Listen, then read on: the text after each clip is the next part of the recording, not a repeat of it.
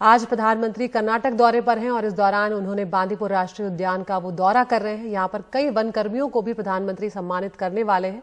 In one कर्मियों ने ही बिजली के करंट लगने से घायल एक जंबो हाथी की जान बचाई थी।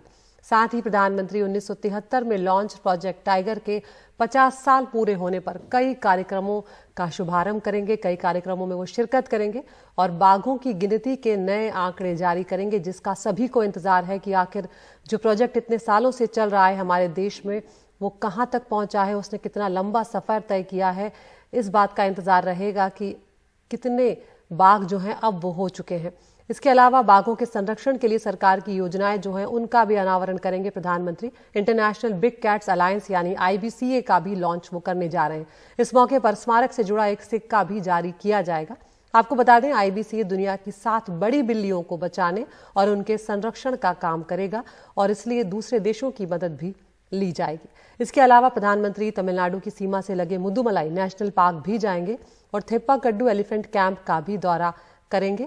इस एलिफेंट पार्क का मुख्य आकर्षण जो है वो हाथी रघु है। Oscar winning film the elephant whisperers Raghu और उसे पालने वालों पर ही आधारित है और इससे best documentary short film category में ऑस्कर अवार्ड मिला है। तो आज प्रधानमंत्री का जो दौरा है वो काफी व्यस्त रहने वाला है और इस वक्त हम आपको बांदीपुर टाइगर रिजर्व की तस्वीरें दिखा रहे हैं, जहां पर प्रधानमंत्री पहुंचे और उन्होंने खुली जीप में यहां पर दौरा भी किया है। हमारे साथ हमारे एग्जीक्यूटिव एडिटर अखिलेश शर्मा जुड़ गए हैं। अखिलेश, हम तस्वीरें दिखा रहे हैं यहाँ पर बांदीपुर टाइगर रिजर्व की। बहुत महत्वपूर्ण है ये बाघों के संरक्षण के लिहाज से और एक लंबा सफर भारत ने तय किया और खासकर अखिलेश सभी को इंतजार रहेगा कि जो बाघों की गणना के जो नए आंकड़े हैं वो जब जारी होंगे उस बात का।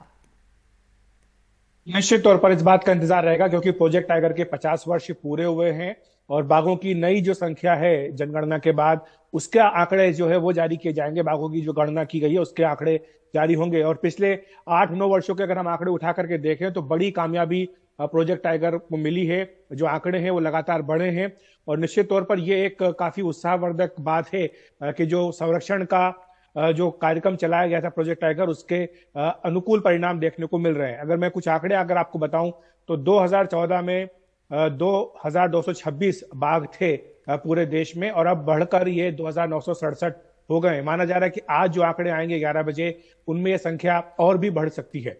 इसके साथ ही अगर हम शेरों की बात करें तो 2015 में 523 थे जो कि 2020 में बढ़कर 674 हो गए। ये 29% की बढ़ोतरी शेरों की संख्या में हुई है।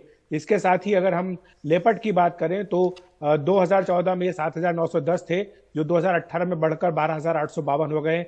63% की बढ़ोतरी लेपर्ड की संख्या में हुई है। इसके साथ साथ चीता जो विलुप्त हो चुका था भारत से, ये लाया गया है नामीबिया से और यहाँ पर इसको बसाया गया है। और अभी एक बहुत अच्छी खबर कुछ दिनों पहले मिली थी कि 4 जो है शावक उनका जन्म हुआ है। तो ये उनकी जो बढ़ रही संख्या है ये भी इस तरह से दिखाता है। और जो अवैध शिकार होता है जानवरों का, उस पर भी रोक लगाने के लिए सरकार ने कई कदम उठाए हैं। असम की अगर हम उदाहरण दें तो वहां पे कांजीरंगा नेशनल पार्क में पिछले साल का जो आंकड़ा आया है एक भी गैंडे का शिकार वहां पर नहीं हुआ। तो ये भी काफी उत्साहजनक जानकारी है जो सरकार की ओर से हमें दी गई है। आज जो PM मोदी का जो दौरा हो रहा है इसमें कुछ महत्वपूर्ण कदम उठाए जा रहे हैं, जिसमें कि बिग कैट्स जिनको कहा जाता है, जिसमें कि 7 पशु होते हैं जिनमें कि बाघ, शेर, तेंदुआ, हिम तेंदुआ, पुमा, जगुआर और चीता है। इनके संरक्षण के लिए दुनिया भर में एक इंटरनेशनल बिग कैट्स अलायंस उसकी शुरुआत PM नरेंद्र मोदी अब से कुछ देर में करने जा रहे हैं।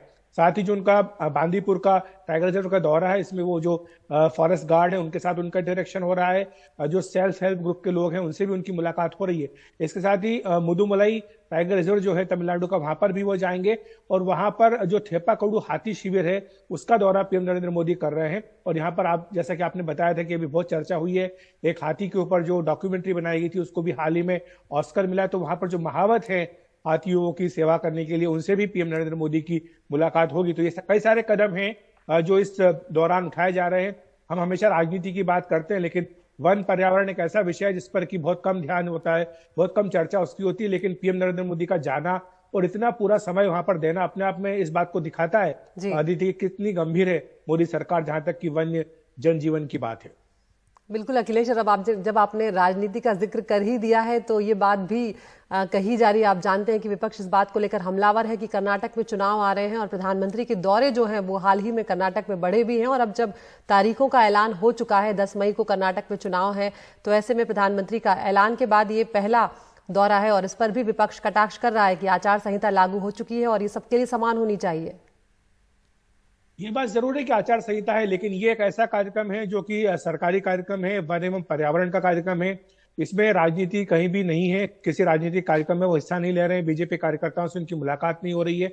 लेकिन एक बात जरूर है कि ये मैसेज जरूर जाता है कर्नाटक की जनता को कि किस तरह से बांदीपुर टाइगर रिजर्व, जहां पर कि अभी तक कोई प्रधानमंत्री नहीं गया है, मोदी पहले प्रधानमंत्री हैं जो वहां पर जा रहे हैं, तो ये उनकी जो गंभीरता है उसको दिखाता है। कर्नाटक की जहां तक दौरों की बात करें, पिछले 4 महीने में ये उनका 8वां दौरा है। लेकिन जैसा मैंने कहा कि ये राजनीतिक दौरा नहीं है, ये वन एवं पर्यावरण मंत्रालय से जुड़े जो कार्यक्रम उनको लेकर के उनका दौरा है।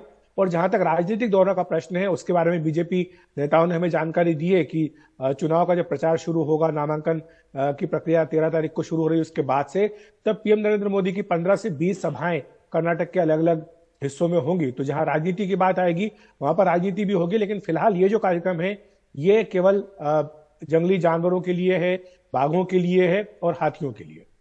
बहुत बहुत शुक्रिया अखिलेश, इस तमाम जानकारी के लिए। हम आपके पास आते रहेंगे। तो प्रधानमंत्री इस वक्त बांदीपुर टाइगर रिजर्व में ही है और जिस तरह से अखिलेश बता रहे हैं कि पहले प्रधानमंत्री हैं इस टाइगर रिजर्व में शिरकत करने वाले, और यहाँ पर वो वन कर्मियों से भी मिलने वाले हैं, कुछ को वो सम्मानित भी करने जा रहे हैं। तो आज कई तस्वीरें आएंगी और उसके बाद बाघों की गिनती का जो आंकड़ा है वो भी प्रधानमंत्री जारी करेंगे।